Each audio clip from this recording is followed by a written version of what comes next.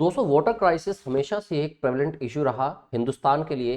ऐसा नहीं कि सिर्फ रूरल एरियाज के अंदर ही ऐसा हुआ, even in urban bodies, even in urban areas, big cities, इसमें भी पानी की काफी प्रॉब्लम्स रहती हैं। अब कभी तो फ्लड लाइक सिचुएशन हो जाती है और कभी ड्रॉट लाइक सिचुएशन, तो कभी रिक्वायर्ड वाटर ही अवेलेबल नहीं हो पा रहा। कुछ ये प्रेवलेंट इशू हमेशा से ही हिंदुस्तान में देखा गया है और ऐसे कुछ बड़े इश्यूज के ऊपर हमेशा ही आपसे यूपीएससी खास करके अपने सीसेट के अंदर, आरसी के अंदर क्वेश्चंस पूछता है।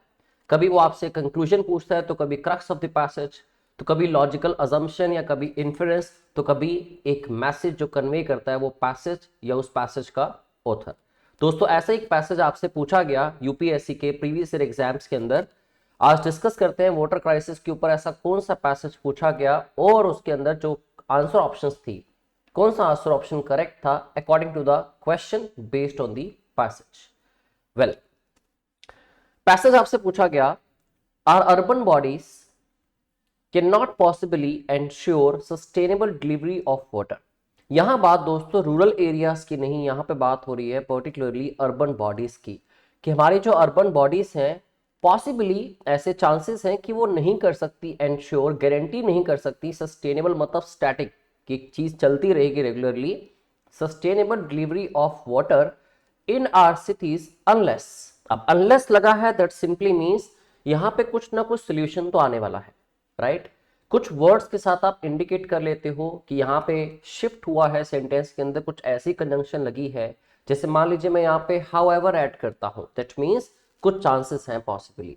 अनलेस ऐड किया, दैट मीन्स कुछ चीजें हैं जिनको रिक्वायरमेंट को पूरा करके ऐसा हो सकता है, this may be possible, right. तो देखते हैं अनलेस के बाद क्या लिखा गया।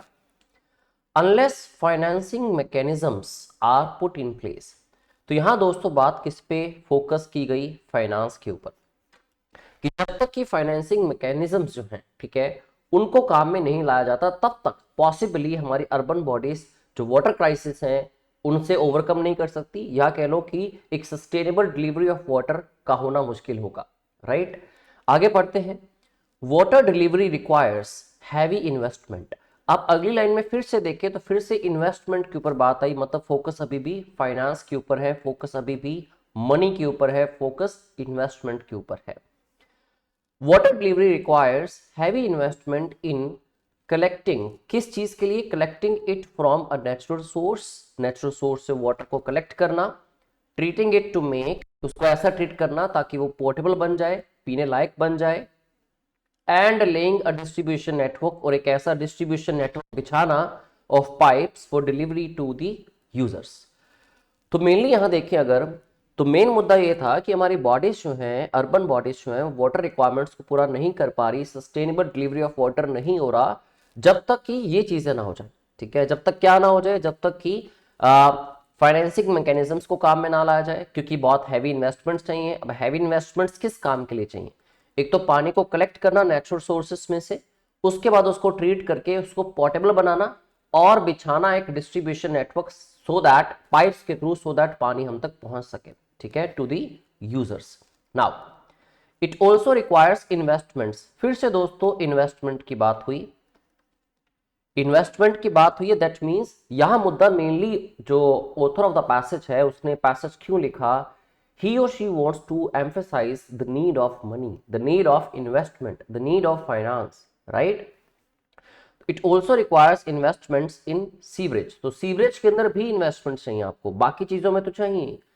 इन sewerage infrastructure and sewage treatment plants, और सीवेज ट्रीटमेंट प्लांट्स भी लगाने के लिए इन्वेस्टमेंट चाहिए, सो दैट, अब सो दैट मतलब जिससे एक पर्पस पूरा हो सके। दोस्तों कंजंक्शन जब सो दैट आप यूज करते हैं किन्हीं भी दो सेंटेंसेस के बीच में, इट शोज पर्पस, कि आप जो भी काम करते हैं उससे कोई पर्पस आपका फुलफिल हो जाएगा। जैसे मैं आपसे कहूं कि you people watch daily CSAT video series on sleepy classes YouTube channel, so that you can get a good amount of knowledge and you can solve the passages, solve quant questions, reasoning questions very easily, effortlessly in your upcoming exam, right।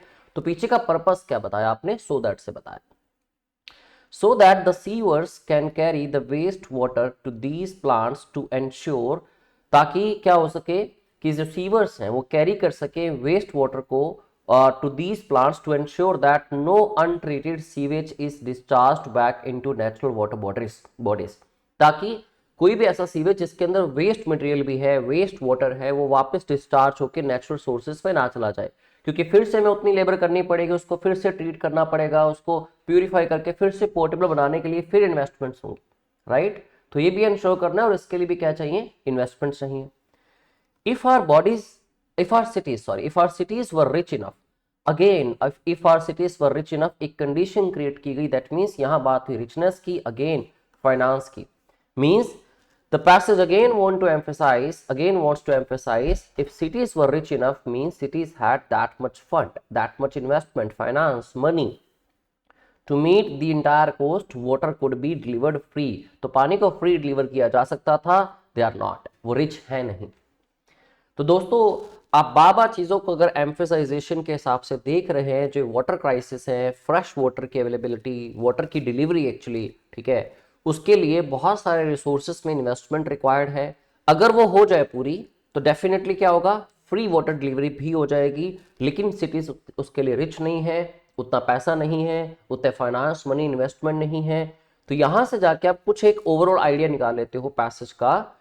और अब आपसे question क्या किया गया था इस passage के अंदर, the question says what is the most logical and crucial message conveyed by the passage। अब दोस्तों यहां बात मैसेज की हुई है, यहां बात क्रक्स की नहीं हुई। क्रक्स माने कि अगर हम बात करें कि अर्बन बॉडीज और urban cities lack a lot of money, they don't have that much funds so that they can invest in this, तो क्रक्स हो जाता है, कंक्लूजन निकलाता है, राइट। ना ही उसने आपसे बात इन्फ्रेंस की कि आप क्या इन्फर करते हो पूरा पढ़ने के बाद, even if there is no proven fact, yet आप कह सकते हो कि ये चीज ठीक है। यहां बात हुई मैसेज की। अब मैसेज क्या गिवन है वो आप बार बार एक चीज को एम्फेसाइज करके पढ़ रहे थे।